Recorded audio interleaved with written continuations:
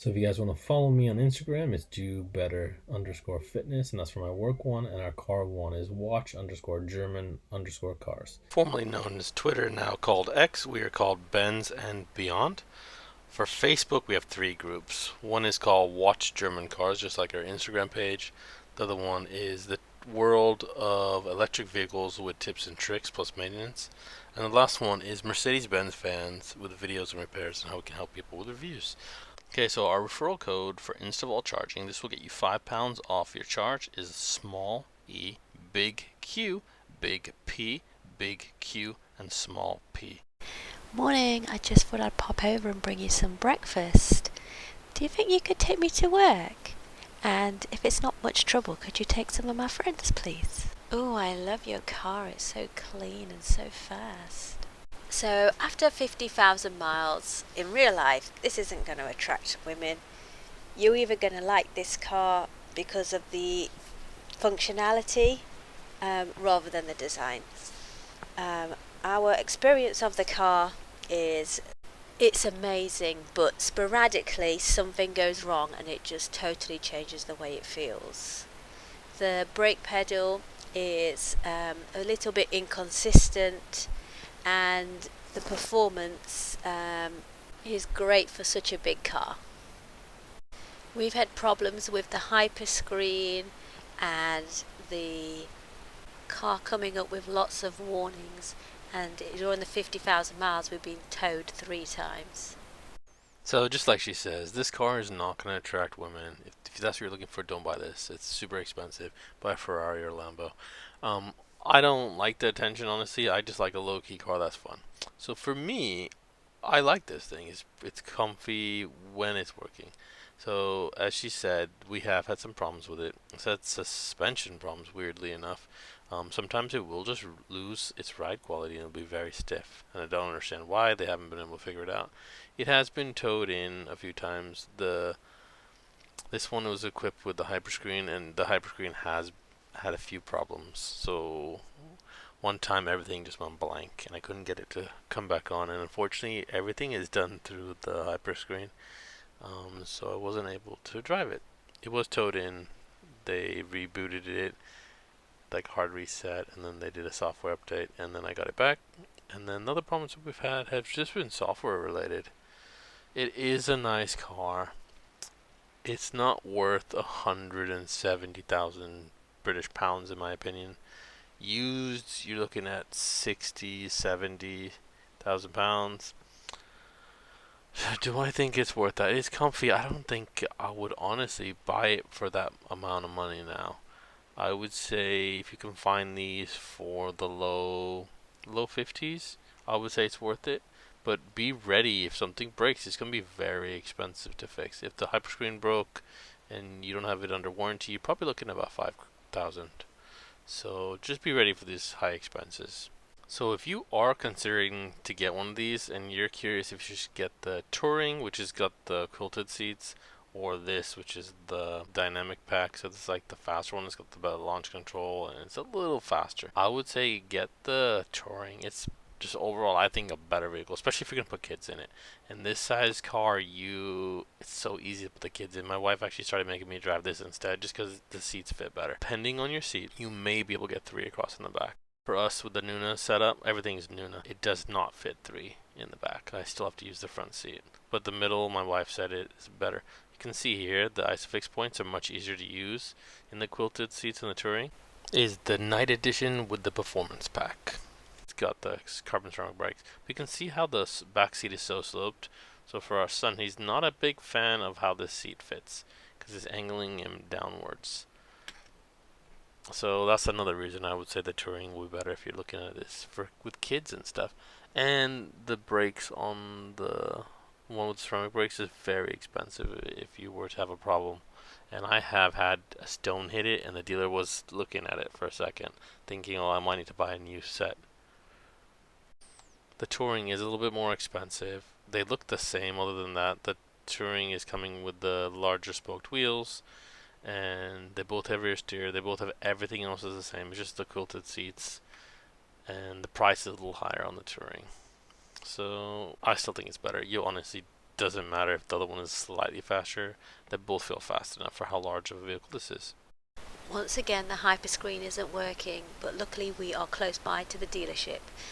And I'm here to save the day with the EQC 400. So one other difference I noticed is with the Touring, I think the massage is actually a little better. And this is how you're actually going to go into massage if you don't already know how.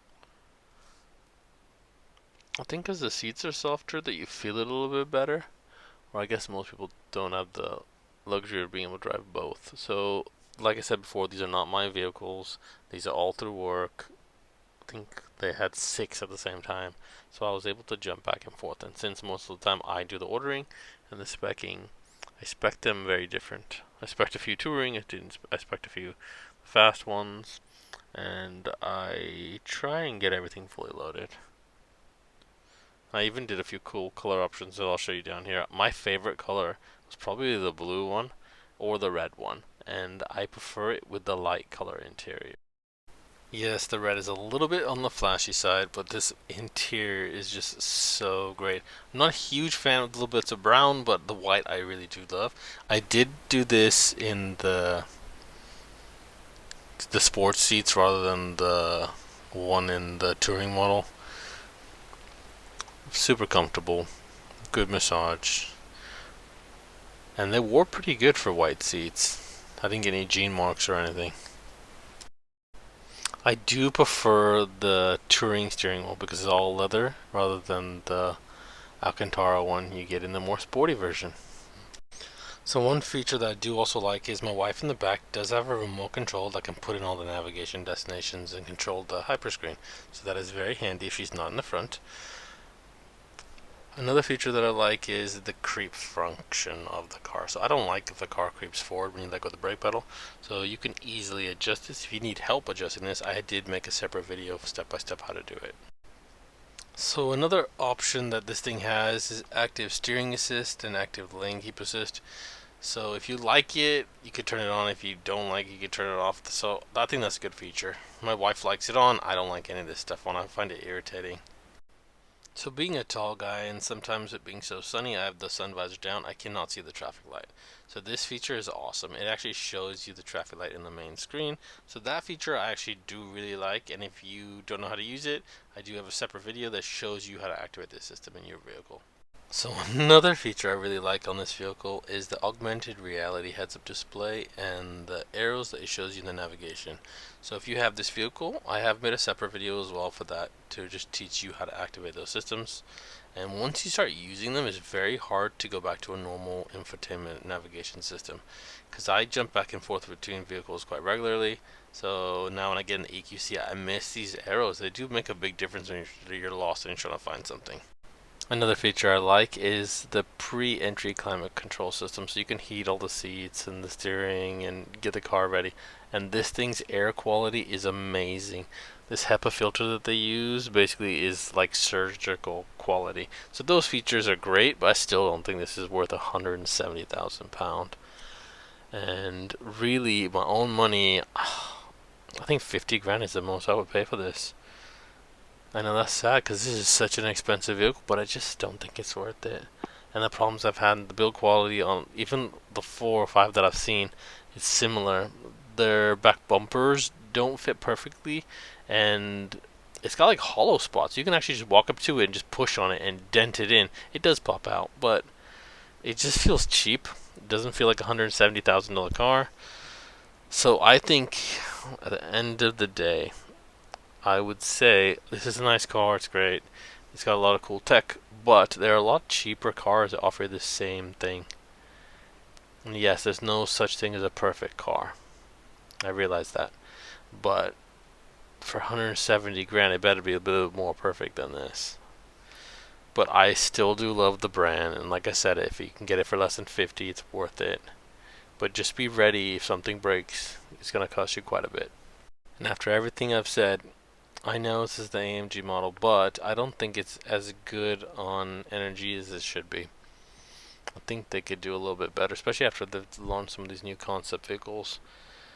And like I said, our average is not so good. If you want to watch what my average was in the time we dailied this, have a look on my playlist, and then You can see how bad it was and why I stopped using it as a daily. Alright, please like and subscribe. Hopefully this has helped you. And if you're trying to save for a future EV, honestly, take my advice. Don't stretch to buy a new one if you're an individual. It's only worth it if you're a company. Save your money, they lose value very quickly, and you can get something amazing. And just realize it won't be perfect. They'll all have a little bit of niggles, especially in the early bit of their life when the software has problems. Alright, see you guys next Wednesday. Bye.